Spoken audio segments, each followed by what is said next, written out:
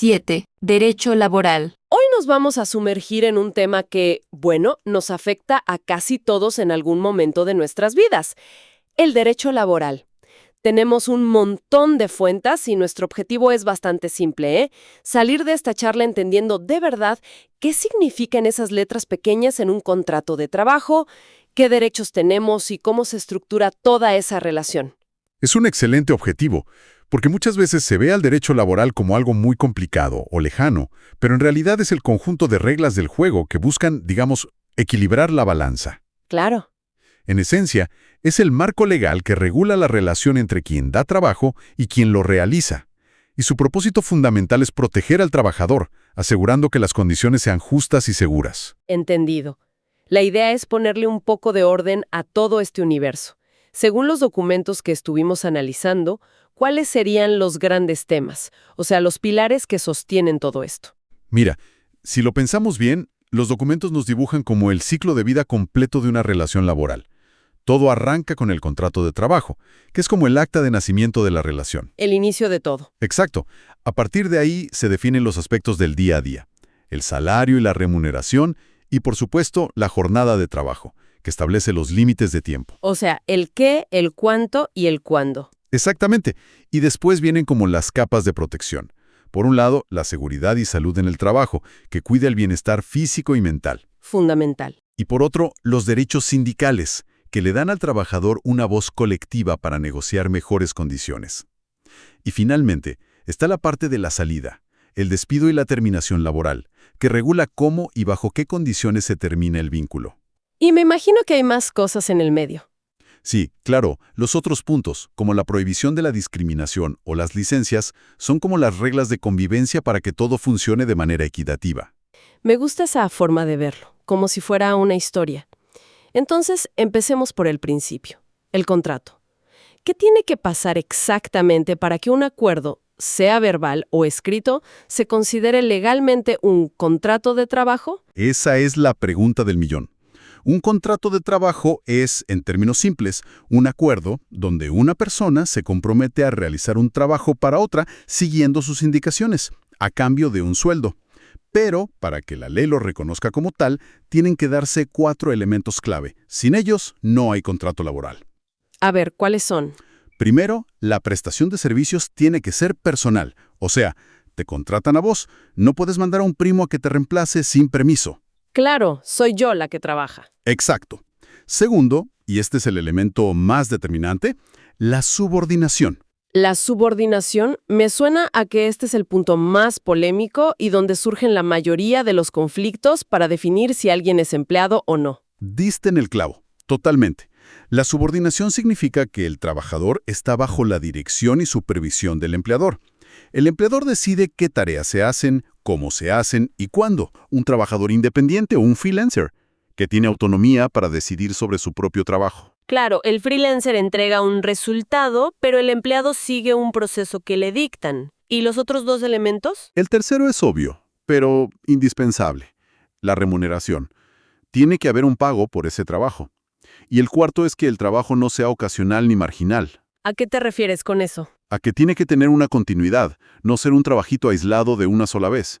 Se busca proteger una relación que sea, digamos, estable.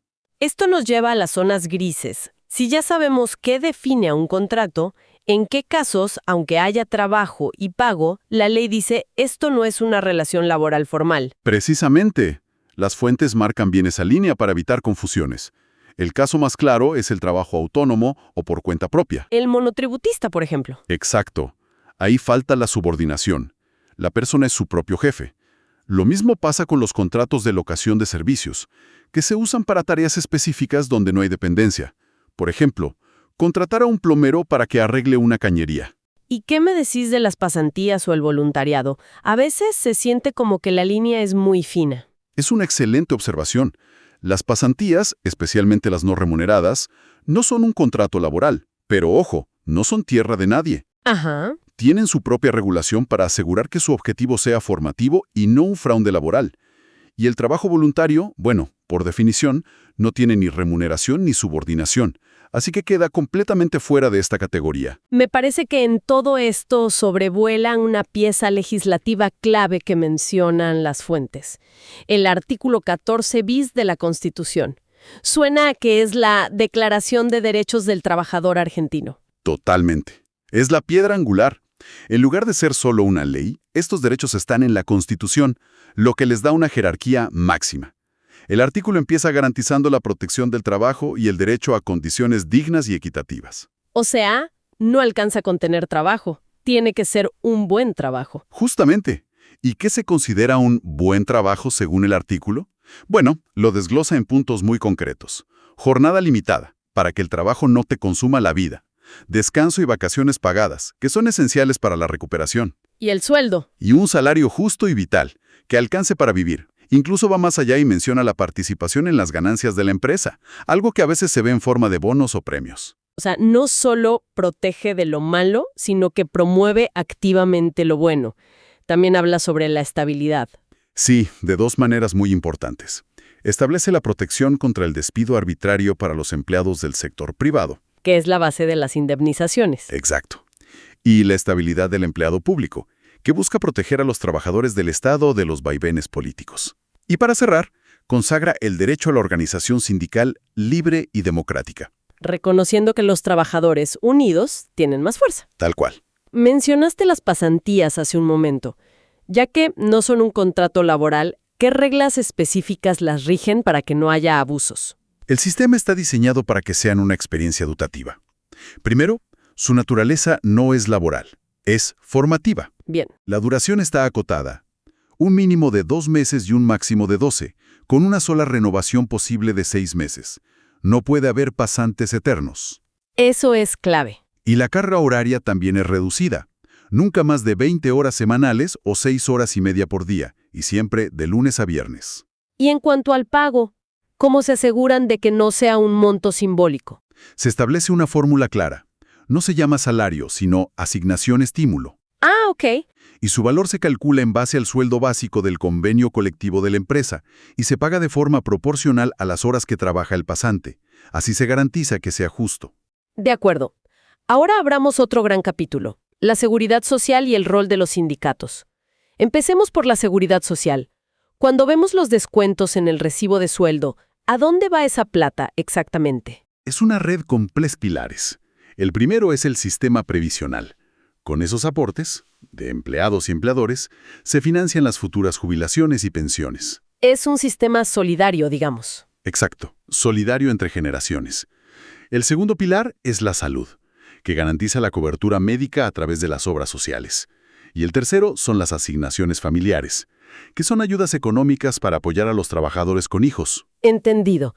Y en cuanto a los sindicatos, más allá del derecho a formarlos, ¿cuál es su poder real en el día a día? Su poder se manifiesta de varias formas.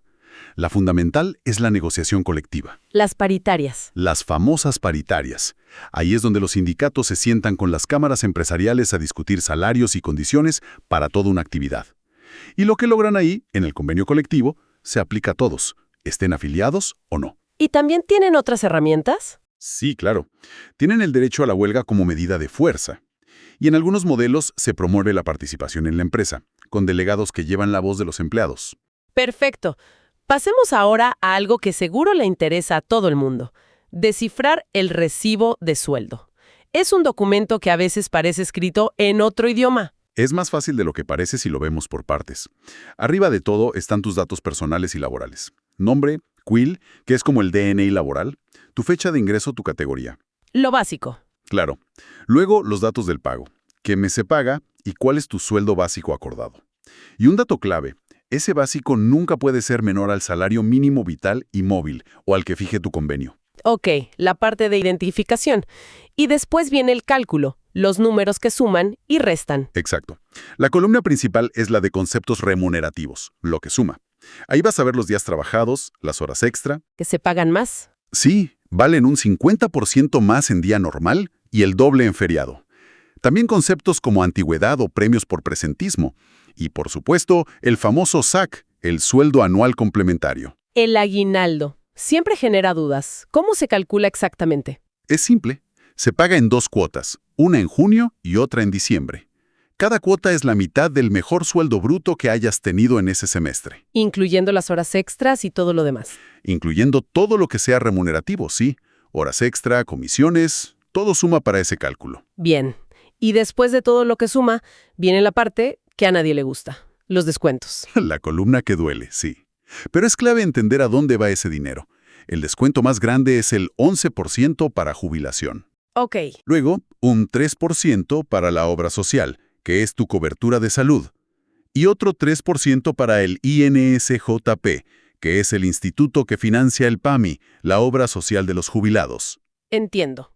¿Y la cuota sindical? Bueno, puede aparecer la cuota sindical, que suele ser un 2 o 3%, pero es fundamental aclarar algo. Esta no es obligatoria. Solo se le descuenta a quien decide afiliarse al sindicato. Muy claro. Esto nos deja en el último tema, que es delicado pero crucial. La indemnización por despido. Si una empresa decide despedir a alguien sin una causa justificada, ¿cómo funciona esa compensación? La regla de oro, la base del cálculo, es un mes del mejor sueldo bruto del último año por cada año de trabajo o fracción mayor a 3 meses. A ver, ese ejemplo de la fracción mayor a 3 meses, para que quede bien claro. Es sencillo. Si trabajaste 2 años y 4 meses, como 4 meses es más que 3, para el cálculo se cuentan 3 años de sueldo. Ah, se redondea para arriba. Exacto. Pero si trabajaste 2 años y 2 meses, se cuentan solo 2 años. Y para tener derecho a esto, necesitas una antigüedad mínima de 3 meses y un día. Entendido. Pero la liquidación final es más que solo ese cálculo, ¿no? Hay otros conceptos que se suman. Correcto, la indemnización principal es solo una parte. La empresa también debe, digamos, saldar cuentas de otras cosas. Por ejemplo, el preaviso. ¿Qué es el preaviso? Es el aviso anticipado del despido. Si no te avisan con tiempo, que va de 15 días a 2 meses, según tu antigüedad, te lo tienen que pagar como si lo hubieras trabajado. Entiendo. También deben pagarte la integración del mes de despido, que es el sueldo de los días que faltan para terminar el mes en el que te despidieron. Básicamente, que no pierdas plata por un despido sorpresivo a mitad de mes. Exacto. Y sobre esos montos, el preaviso y la integración, también se calcula el aguinaldo proporcional. Ah, mira. Además, te tienen que liquidar los días que ya trabajaste en ese mes, las vacaciones no gozadas que te correspondían, Las que no llegaste a tomarte. claro, y por supuesto, la parte proporcional del aguinaldo del semestre en curso. La idea es que la persona se vaya con absolutamente todo lo que había generado hasta su último día de trabajo. Queda claro que es un sistema con muchísimas piezas conectadas, ¿eh? Diseñado para proteger al trabajador en cada etapa de la relación. Hemos recorrido el camino completo, desde la firma del contrato hasta el cálculo final de una liquidación. Así es. Y creo que esto nos deja con una reflexión interesante.